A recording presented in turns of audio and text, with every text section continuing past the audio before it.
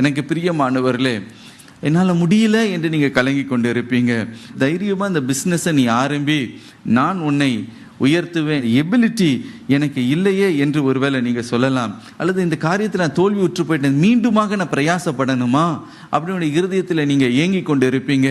ஆனால் கர்த்தர் சொல்லுகிறார், நீ பிரயாசப்படு, நான் உனக்கு ஜெயத்தை நான் தருவேன் என்று. ஹல்லேலூயா. எனக்கு பிரியமான, பல நேரத்தில் என்னால் முடியலையே, இதை செய்ய முடியலையே, இது கர்த்தருடைய சித்தம்னு எனக்கு புரிகிறது, கர்த்தர் இதை உணர்த்துகிறார் எனக்கு புரிகிறது, ஆனால் அதை செய்கிற திராணி அது ரொம்ப கஷ்டமா இருக்கு, கடினமா இருக்கு, என்னால் முடியலையே என்று ஒரு கலங்கி கொண்டு இருக்கலாம்.